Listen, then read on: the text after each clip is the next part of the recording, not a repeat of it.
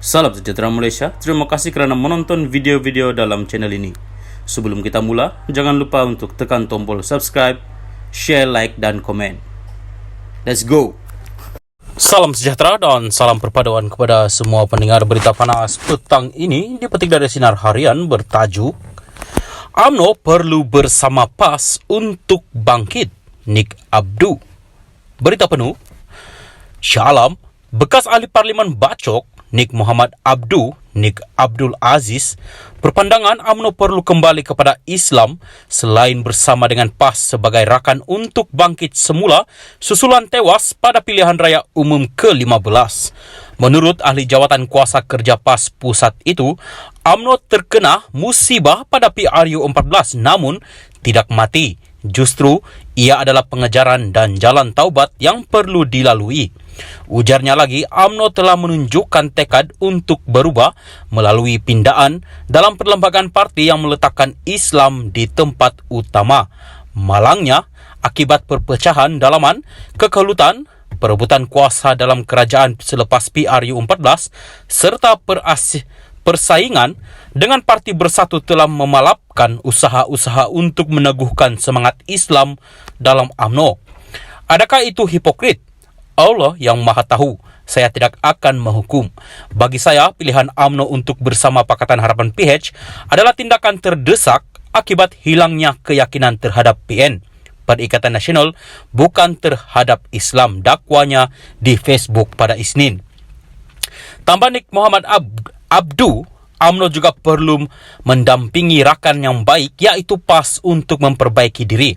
Apabila anda bertaubat dengan ingin membaiki diri, anda perlu mendampingi rakan yang baik. Pesakit mesti bersama dokter.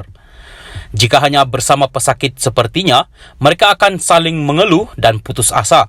Jika bersama bomo serba tahu, dia akan diberi penawar beracun dan mati, ujarnya. Justru beliau berkata, UMNO mesti bersama PAS kerana parti tersebut adalah lebih mendahului parti lain dalam komitmennya untuk Islam. Jelas Nik Muhammad Abdu, salah faham antara UMNO dan PAS boleh diselesaikan. Beliau juga konsisten untuk mengajak UMNO bersama dengan PAS dalam membina negara. UMNO masih dua kumpulan dan kumpulan mana yang akan memimpin nanti. Saya konsisten mengajak mereka untuk bersama PAS membina negara. Antara pantang saya masuk campur urusan dalaman orang. Segala salah faham boleh diselesaikan. Kemenangan besar bukan dengan membunuh, tetapi dicapai dengan perdamaian. Bukankah begitu? Fathu Makkah, jelasnya. Sementara itu, beliau mendakwa dua faktor utama menyebabkan Barisan Nasional BN tewas pada PRU 15, yaitu jenama BN yang terlalu lama, kusam dan tiada sentuhan pembaharuan, selain perpecahan dalaman yang tidak diubati. Berbanding PN dan PH yang lebih muda, baru dan menarik, ia lebih kuat untuk menarik pengundi baru. Tua adalah kejatuhan. Perpecahan dalaman yang tidak diubati, apabila anda masuk gelanggang dengan hati yang terpecah-pecah, anda tidak akan menang. Perpecahan adalah kekalahan, dakwanya. Dakwa beliau, dengan dua kelemahan itu, BN tidak mempunyai kekuatan untuk menangkis segala serangan yang dihalahkan ke atas parti itu semasa kempen PRU 15 lepas. Sekian berita, teruskan bersama channel ini. Salam perpaduan.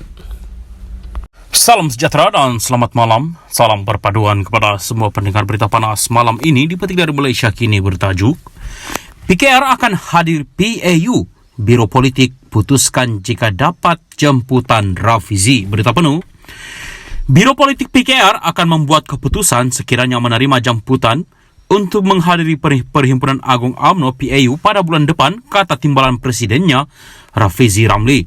Pun begitu, dia memaklumkan setakat ini PKR belum mendapat jemputan tersebut daripada UMNO. Sebaliknya, dia meminta supaya soalan itu ditujukan kepada Saifuddin Nasution Ismail kerana surat menurat ditujukan kepada Setiausaha Agung PKR itu. Setakat ini belum dimaklumkan dan belum ada notis mesyuarat Biro Politik PKR, katanya lapor bernama. Menjawab soalan adakah pemimpin PKR akan hadir ke PAU jika diundang, Rafizi berkata perkara itu akan diputuskan secara bersama di peringkat parti. Tak usah terburu-buru. Kalau dapat jemputan, Prosesnya ialah akan dibawa ke Biro Politik dan Biro Politik akan buat keputusan. Saya tunggu kalau perkara itu telah dihantar secara rasmi jelasnya.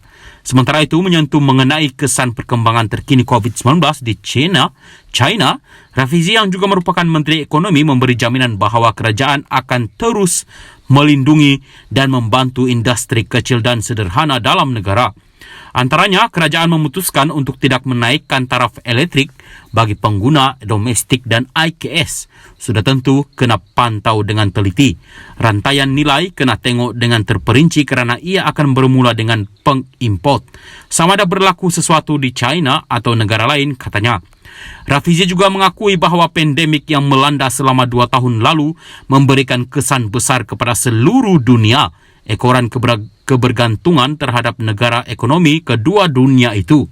Menurutnya, kerajaan akan meneliti perkembangan pandemik di China kali ini.